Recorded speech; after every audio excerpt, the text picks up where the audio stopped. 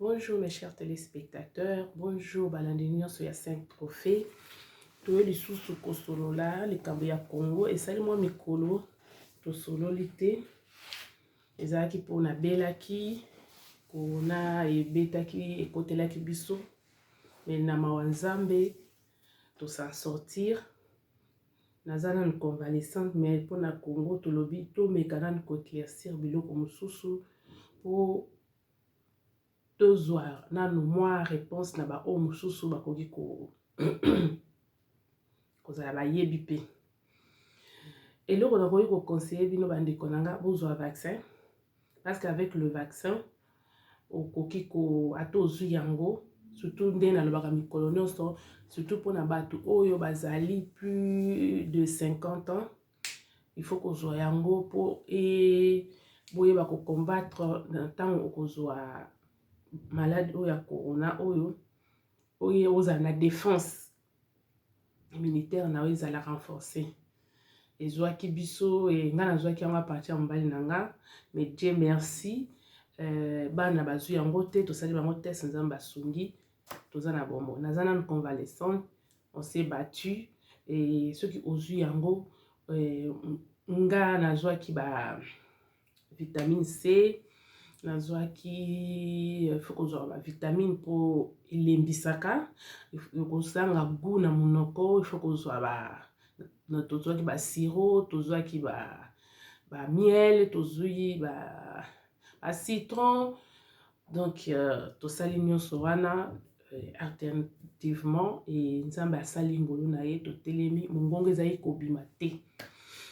C'est pour cela nazaki na moyen ya kosolola na bino te mais nzambe asali ngolu tomonani tozosolola lisusu na koconseille bino bozwa vaccin et soki ata eloko ya mabe eza na kati ya vaccin nde tozali kobanga ozwi yango na kati na prière nzambe akosunga parce que nyonso ezali na mokili oyo ezali kaka mabe mais par le sang de Jésus tout est sanctifié. Pour ceux qui ont olanda nyonso wana moto azomema na voiture oyebi ta dame na ye te moto azotekela biloko na wenze na supermarché oyebi ta dame na ye te donc nyonso ezali sanctifié par le sang de Jésus tozozwa vaccin oui mais avec makila na Yesu to sanctifié nyonso bobanga eloko moko te parce que sans vaccin en tout cas ezali pasi maladie oyo eza isiki te. Nzambe na bomoyi na pesi yo merci mingi tokutani lisusu bandeko bo faire abonner les autres pour information ekende nazuyeli bino lelo mpona mwa éclaircissement na makambo ya détournement ya 14 millions namoni bato bazo défendre Marcelin Bilomba tout ça oui c'est bien beau mais tout défendre mpona kaka ko défendre te po ozozwa quelque chose et pas moto wana. Mais tout se poser nano des questions. Moi, je me suis posé des questions. Tant on a monté ma vidéo, si vraiment Marcelin Bilomba est innocent, pourquoi à Koki Kozwa agitation tout autour il y a problème au pour na ko dénigrer Ngoï Kassanji? Pourquoi il pouvait s'agiter au lieu de se justifier, au lieu de couper ça fait concret? Au lieu de dénigrer Moutou, l'orgueil avec de paroles blessantes et tout ça. Et j'ai suivi qu'il a saigné pardon après avoir fait le buzz dans les réseaux sociaux. Il pouvait se ressaisir malgré l'étude de Naye. Et là, quand ils ont Marcelin Bilomba, j'ai remarqué qu'il a orgueillé. Le fait qu'il y a autant de ceux qui sont en Suisse, ils ont payé ça monopole au-dessus de Bato Batangi Nakin. Pour lui, il s'est dit qu'il est au-dessus. C'est pas bien.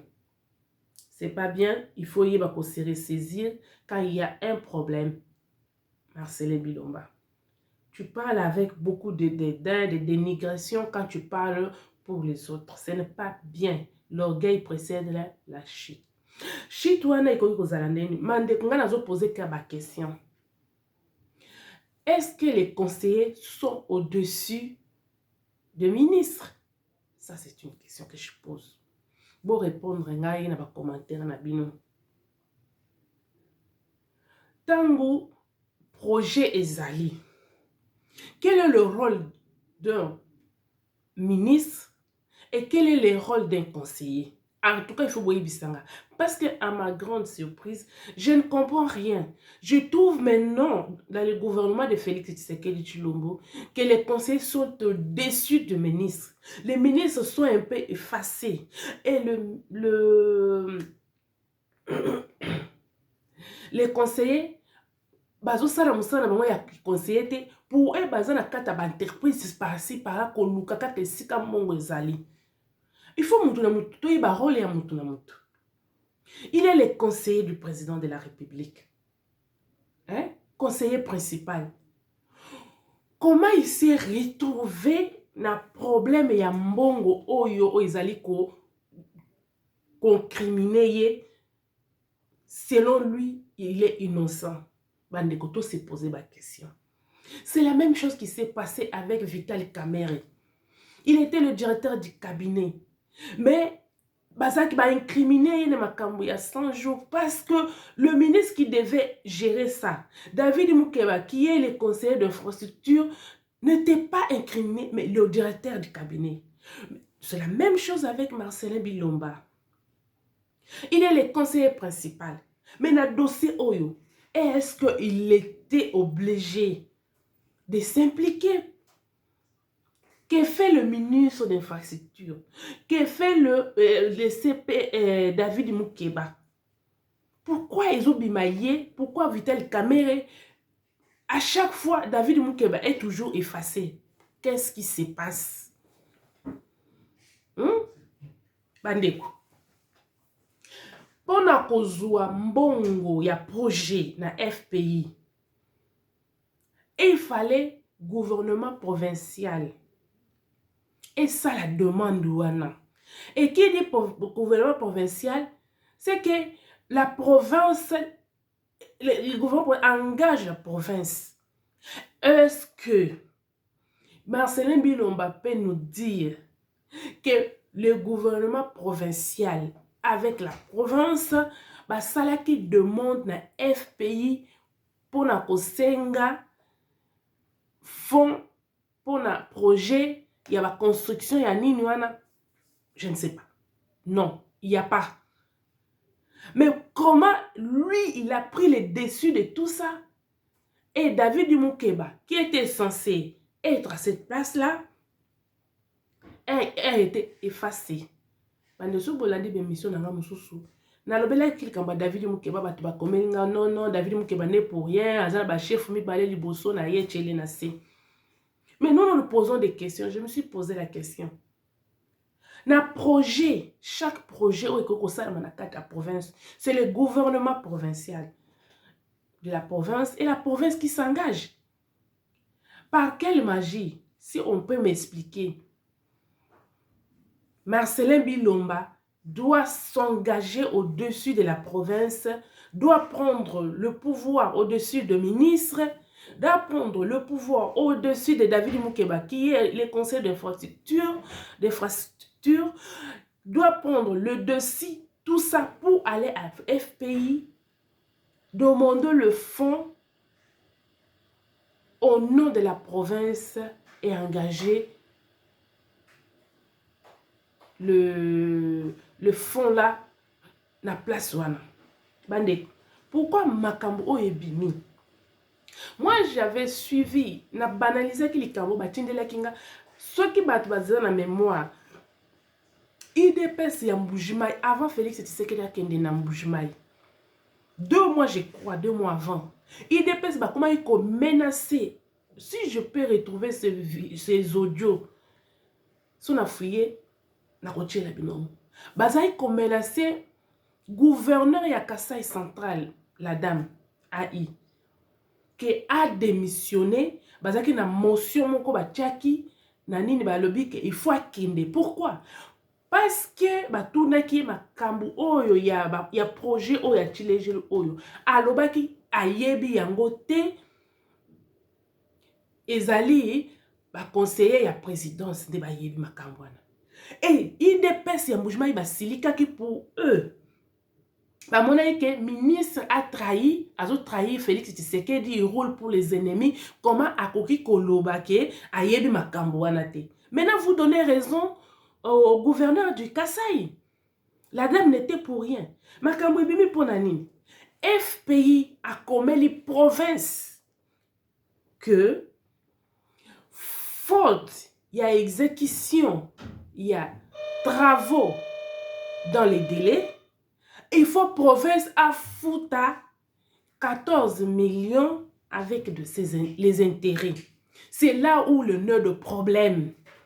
FPI a commis les province du Kasaï oriental.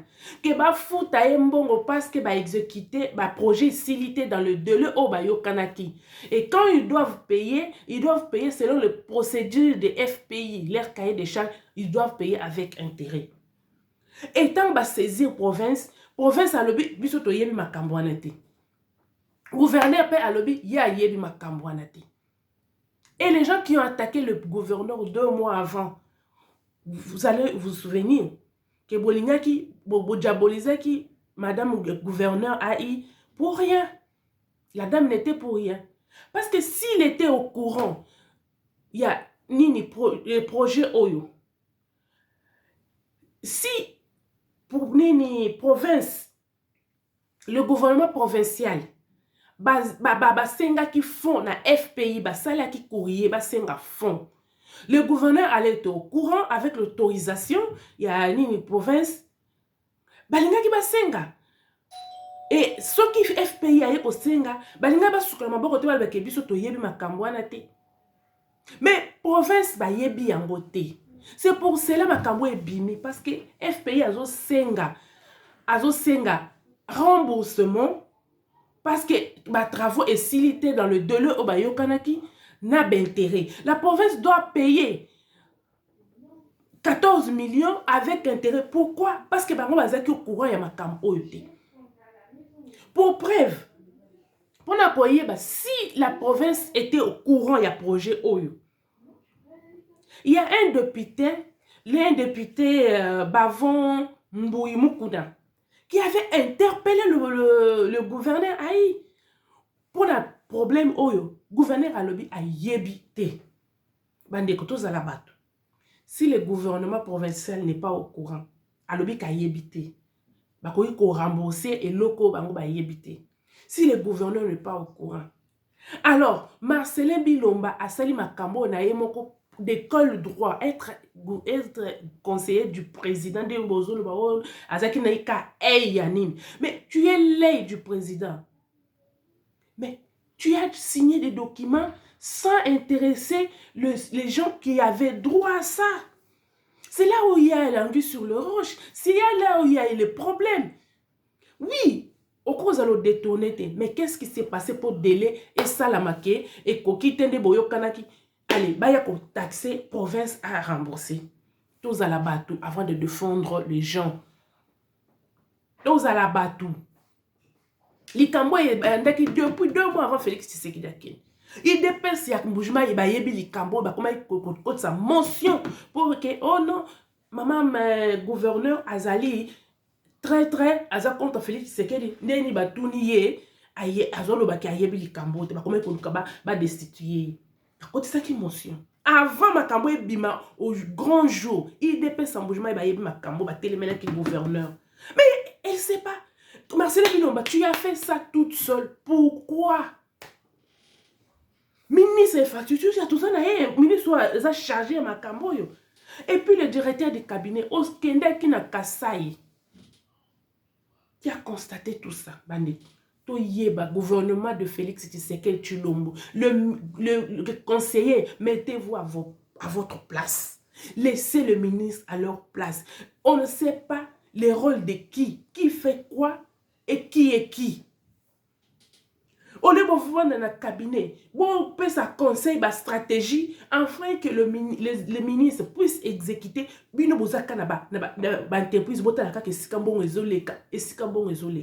C'est ça le grand problème. Parce que si le gouvernement provincial était au courant, si le gouvernement provincial avait fait la demande, le gouverneur allait être au courant et balinga qui va s'inquiéter na FPI parce que FPI a écrit au gouvernement provincial que va rembourser mbongo faute d'exécution de travaux dans les délais. Délai leki oyo ba construction d'école ba nini fakelek. Donc il faut rembourser 14 millions avec intérêt. C'est ça le nœud de problème. Et ça on nous bozolo ba anati. Et Marcelin Bilomba, quand on a dit ça, tu pouvais avoir l'humilité d'expliquer. Non, toi tu te mets en spectacle pour humilier et insulter Ngoï Kassange. Oui, nous savons que Ngoï Kassange a un leçon copé sa biso. Parce qu'il fut gouverneur 12 ans, ils n'ont rien fait avec son parti PPRD. Et vous savez dans quelles conditions Ngoï Kassange aussi est entré dans PPRD. Pour protéger ses biens, il a accepté aussi d'être dans le PPRD.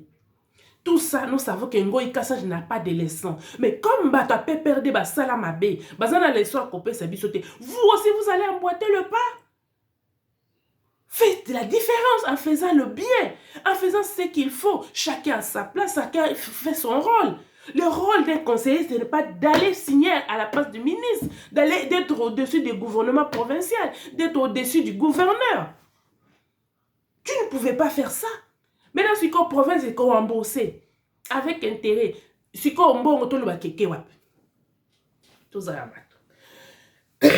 c'est ça le problème. Problème au bandeko. Ndé toza nango na Ngobila. Ngobila asali makambo na kiyanki. Zando sikoyo eza wapi. Bino boka boza ko défendre batu bozo quelque chose et pas batouane. Ngobila il faut qu'à ça l'appel loko appel d'offre parce que c'est ce qui province et zalaki au courant ya projet oyo. Ba nya ba ça appel d'offre na ba entreprise ya construction. Ça n'a pas été fait. Et Marcelin Bilomba est au courant de ça. Et là, même si tu avais la bonne volonté de faire, mais il faut savoir que si tu engages l'État et la province. Ce n'est pas à la personne de Marcelin Bilomba de demande. Quand ça capote, c'est au gouvernement. Gouvernement, il y a 18 ans, mais qui reste. Tu payer ma cambo ya Gopas. Bango bakei na bango bazwa na bango mbongo na bango mais Gopas c'est tikali. Ti bato bale mbongo wana, bale na bango mbongo mais l'état tikali na banyo. Est-ce que ça doit se répéter? Ça doit continuer. Est-ce que ça doit continuer? Avant de défendre, bandeko, posez-vous des questions. Répondez-moi ça. Marcelin Bilomba doit vous dire, est-ce qu'il y a eu appel d'offres? Est-ce que le gouvernement provincial était au courant? Est-ce que le gouverneur était au courant? Non. Pourquoi? C'est là où moi je me pose la question. Ça ne sert à rien. Oh non, moi j'ai étudié, moi j'ai fait ceci, ça ne te donne pas l'autorité, le pouvoir et le monopole de tout décider. Il faut savoir ce que tu es. Moi, j'ai l'impression que le ministre, les conseillers ne savent pas ce que c'est être un ministre, un conseiller. Ils sortent dans leur prérogative, ils vont dans l'autre chose, dans d'autres choses. Dans le gouvernement, qui décide. Surtout les conseillers se prennent au-dessus de tout le ministre. Soyons sérieux. Et Félix Tshisekedi Tshilombo. Moi, je pensais que Ndengo Uti Kasa Ibongo, Okoya, et Tokomona, changement. Non. Ozo promettre ceux qui n'ont commis na Équateur, na Ningite na Kuta. Oh, Lingite au Kuta, au Kuta, c'est déjà bon. Les Kasa, c'était un échantillon. Qu'est-ce qui se passe? Ou bien tu es de mèche avec eux, mais sache-le très bien. En 2023, il y a des cas proches où il y a des ennemis en 2023. Bokoganga yeba onke kaka l'entourage na onde bako diaboliser. Bandeko, ne problème ya FPI yangwana. Ce qui FPI a comme là qui province T pour rembourser faute d'exécution T que misale salami na délai mais likambo il n'y a que yebana T et bimi parce que FPI a comme les provinces. Or, c'est pas la province qui s'était engagée, c'était la personne de Marcelin Bilomba. En qualité de quoi? Parce qu'elles ont conseillé. Non. Ils pouvaient qu'on ait la procédure normale. Ndenge sengeli. Bandeko, nde problème otoza nango na Ngobila. Ngobila ake kosala kiyanke na makambo azandu. Likambo wana amemi na Félix Tshisekedi. Ekangi Félix Tshisekedi soki likambo azandu esili te. Atikali kosala appel d'offre te. Kaka boye boke kobuka zandu, boke kosala na kiyanke na bino. Zandu yango wana etelemi. C'est la même chose. Tango bakwateke bazo ateke Ngobila, bobimisi bambwana bino, bobimisi ba bilombe ba défendre bino. Toza na mawa ba congolais. On ne doit pas répéter la même chose. Congo ekotika la kabote, les hommes riches et l'État etika li ka pauvre. Ba mususu ba lela kakaka. Non. Bandeko, likambo mususu oyo tozolobela. Na chaque nini, maître d'ouvrage et la kaka gouvernement provincial, il y a chaque secteur. Ba conseiller bo mitia na place na bino. Bon, qu'est-ce qu'être un conseiller? Qu'est-ce qu'être un directeur de cabinet? Qu'est-ce qu'être un ministre? Mais là, vous avez la chimbondation. On ne sait pas qui est qui fait quoi. C'est pas normal. C'est normal. Et puis, Bandeko. Moyendo Zangi, aboyi na yekoto sa Sama Lokondi. Sama Lokondi na yoba ba ce soir ba nomination nyonso. Est-ce que c'est normal ba longola un liste yo kana bazuna nkozela na la télé net. Ba longoli net na IEC. Moyendo Zangi azo remplacer Bangala Mapapa Augustin par un stagiaire de son village. Est-ce que c'est normal? Aux stagiaires ont remplacé par Montou, Oyo Azali l'expérience. Moyindo Zangi a manqué respect na ye. Oh, Sama le compte de qui va ministre bazo to c'était parce que il manque l'autorité, le charisme d'un ministre. Quand ozoloba, tolobi mabeto fingite. Moyindo Zangi, aboyi na yebiloko asali yaye. Que fait le ministre, le premier ministre? Qu'est-ce qu'il a fait? Rien. C'est comme Moyindo Zangi. Cahier des charges, on va bettre quelque chose on va ensemble. Chef naye aye donc bazar ça l'opposition na kati ya ba institution. Chef naye bali makambo ya bambisi pendant des années za gouverneur ba trouver solution makambo ya relais socialité. Ba se enchir na bango moko. Lela moyi makambo ba bambisi ye ndeye ayike kokoloba na kata pelouse na pirogue, olati montre, olati kilote, olati chapeau. Oyo pêche à la bourgeoise. Hein? Na 20e siècle, bazo ke no ko pêcher na chemise, na kilote, na montre, na chapeau, na kata pelouse. Pirogue échangé na 21e siècle na kata pelouse. Ate. Likamo mosusu bato bazaka ko détourner mais mbongo ezozonga te. Likamba francophonie nazo répéter.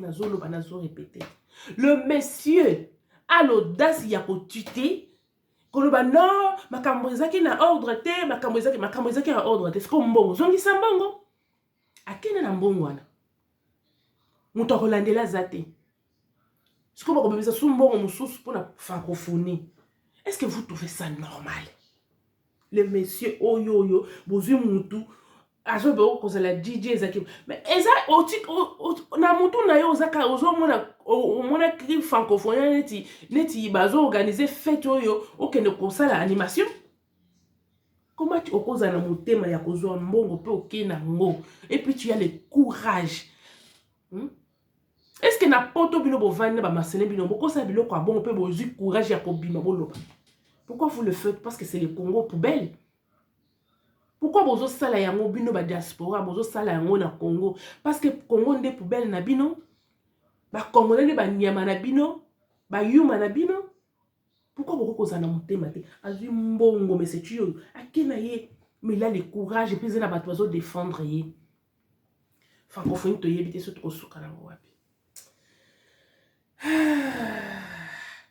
Et puis moi, je ne comprends pas pourquoi ils ont écarté le monsieur Zenon Kabamba. Na poste wana. Le monsieur, monsieur Zenon Kabamba. Il y a un qui chargé de superviser ma Oyo, na poste recteur exécutif de jeu de la francophonie. Il y a un qui formation Oyo, hein? Et puis à participer à la conférence et belé en France pour nini appui à jeu Oyo grâce à nini OIF. Comment ça fait-il d'un coup ba monika makambo mo bimi bazu chiyo bimeli wapi mutozeki na makambo oyo ba écarté ye mais c'est Zeno Kabamba ba écarté ye chiyo ye allez azu mbongo akini bato baloba te parce que bino bovandaki na poto bino botangi na poto bino botangi na Suisse bino botangi botangi bato baloba te lokolo bino botangi na Suisse bozali kolo ba congolais boya konyata ba congolais. Mais on a dit que on voulait le changement. Vous venez, vous faites pire que ça. Mandeko, ils ont passé. Vraiment, ils ont passé. Ils ont passé. Moïse Lozangi, tu évité. Alors, on va aller acheter un stagiaire. Yamboka na ye. Donc, il y a un longo bateau, ça va tomboka na. Des cahiers de charge, né, avec côté de télévision, tant que bateau ensemble. Tiens, cette fois-ci, c'est que tu salaire remaniement, makambo ya géopolitique, makambo ya poids politique, makambo ya nini soki ni ezalate. Il faut que tu aies mutu, les gens capables à la place qu'il faut. Ko yeba mutu azo salani. Neti makambo ya numérique. Eberan, rôle nini, azo salani. Hein? Eberan banda kotuana. Kaka na yoki kaka oba chele ke poisson ake poto na denga zoni. Je ne sais pas beaucoup expliquer le rôle numérique et ça la nini et meran na ça la nini et beran. Tanto ko loba bat ba yeli biso. E beran do yo ha.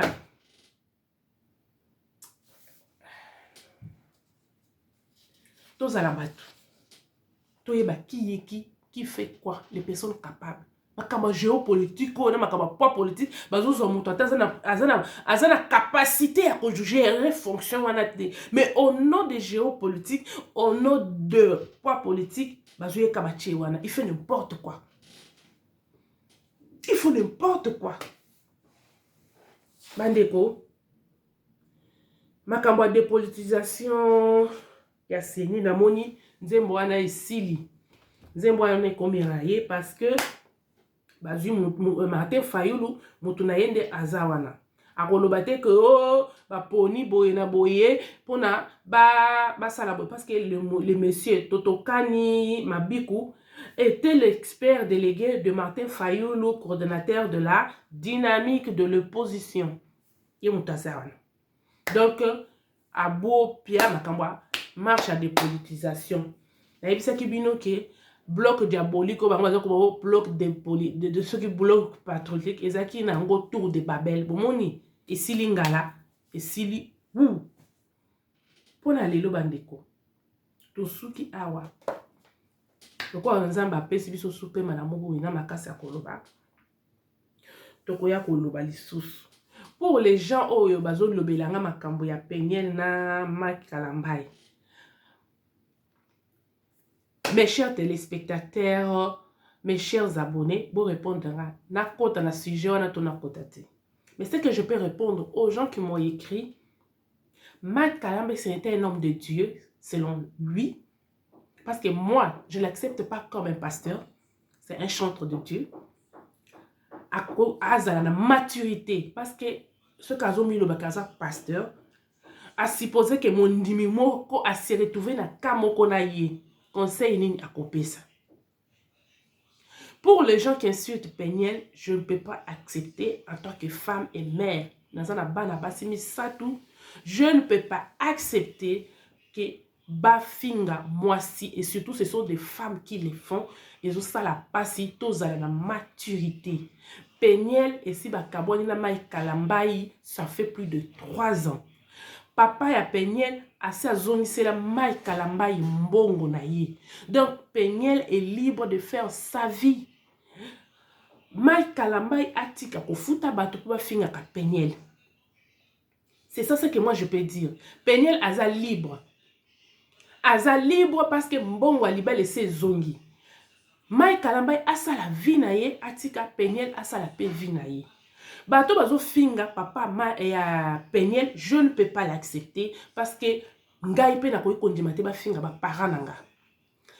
Papa wana asali musala ya kobalisa mwana na ye intact, apesi mwana na ye ya mwasi na maboko ya Mike Kalambai intact. Et tout ce que Peniel vit aujourd'hui, nous pouvons dire que c'est Mike Kalambai qui a échoué. Parce que papa wana a éduqué mwana na ye tina 18 ans, a pessié mobimba, pas Mike Kalambai. Et Mike Kalambai n'a pas su jouer rôle na ye comme il se doit. Et bato bazo finga Peniel na Mike Kalambai, ça ne sert à rien. Parce que Mike Kalambai na Peniel bako kutana kaka parce que bana mibale bazana kati. Peniel abimina zemi. Vous oubliez que Mike Bowanga ba émission Bowanga naka mwana wana Zeyon ki aza mwana Mike Kalambai te asali kindumba boina boy. Si à ce moment oh yo chiba we ko kanga o bino bozolo boyebi eloko ba bengi chiba te. Parce que à ce moment je Peniel azaki na zemi mbongo na nezonga kite. Ceux qui Peniel vraiment asali kindumba na Mike na nini ke anyaka bota te. Peniel a quoi kokuta na liwa soki mwana na kufi na kata libon. Mais tant Peniel a boti normal. Peniel mwana wana tima ke mwana na akoyeba ka ke papa wanga na kati bakena ko sala te sade. C'est ce que vous oubliez ba émission nyoso bo sala mwana wana ko mona ka yango. Lelo oyo bo sani ke bolba ke Peniel asali kinduma na ndako alibala. Bo senga ka te se aden ba émission ezali. Bobandi ko baluka chiba we ko kangate parce que Peniel mbongo alibele se zonga nango 2 ans ou 3 ans déjà. Donc il faut éviter ça. Mike Kalambai, si tu es vraiment le pasteur, tu dois tout faire pour otika biloko ozo sala ya ko futa batu mbongo pour ba fingaka Peniel. Tomona les soi-disant ba paye obino bozo benga Caleb Tukebana akabwana na mami alinga kate ba bouger mami. Abakaza mama abana na so ka balimba bimisa mwa eloko moke mami kale baboyaka to mona nani Emekan akabwani na mwasi na ye to mona babiloko te baboma moto to mona José Nzitape. Tu n'es pas le premier à se séparer avec ta femme. Laisse-le tranquille. Il vit sa vie. Bino batozo finga. Ya bino nini. Ba musu bazo finga na babalate. Ba musu bazo finga wana. Qu'est-ce que c'est être marié? Donc, botika Peniel Tonk. C'est ce que moi je peux dire dans ces dossiers. C'est Mike Kalambai qui lui montre le feu. Mike Kalambai, tika Peniel, bosi bo kabwani. Asa la vie na ye. Soka kosala kindumbai. Soka kosala sokini mbongo alibala osu ozui. C'est tout, c'est simple comme bonjour. Non. C'est ce que moi je peux dire dans ces dossiers. Tu ne parles pas de ça, tu ne parles pas de ça. Ceux qui veulent te continuer, ceux qui n'ont le bina kota na makambo, na zana ba audio, na zana ba vidéo, Mike Kalambai ayebi eloko asali. Moi so ya tout est qui tolo ki akobala oui moi. Boyebi makambo moi si on a subir. Peniel avandi na Mike Kalambai, ayebi Mike Kalambai. Bo finga Peniel ndumba na chaque ba famille na biso nyonso tozana ba ndumba. Na chaque ba famille na biso nyonso tozana ba divorcé. Famille oza parfait, izate. Alors il faut laisser le parent de Peniel tranquille. Bo finga ba par respect, azape pasteur papa ya Peniel. Akbokoli mwana na ye, abalesi mwana na ye, destin sali ke simbate, aza moto ali bosote. Alors, il faut les laisser tranquille. Mike, ça est la maturité. Parce que mon dimi, mon copain va se trouver dans le cas oyo. Qu'est-ce que tu feras? Au coin, c'est à ça la babilo koyo zo sal. Tu peux gaspiller mbongo, ya ko salir maman bana na yo. Bana no un jour ba ko tuno. Obino ozo bo ba moni ni dité ya Peniel bobo. Makila bolingo ya mama ezaka makasi koleka bolingo ya papa. Bana ba ko kuta histoire bo ko sa bango te. Et Mike Kalambai na Peniel seront obligés bazala bakutanaka parce que bazana bana na kati ba vidéo nyoso bozo finga ezotikala et boye ba ke bana bazaka plus attaché na maman pour Peniel atikali tamula ina bana wana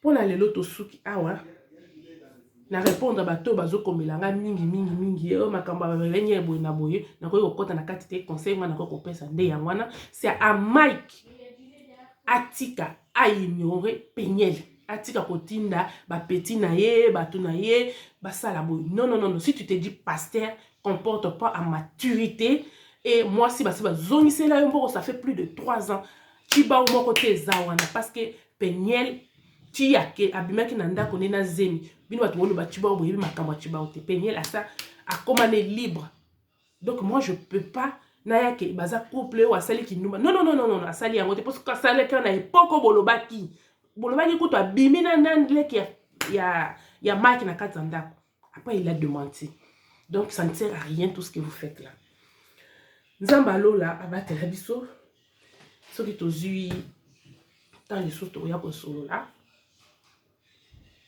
La paix Simbote Mingi, faites abonner les autres et à la prochaine.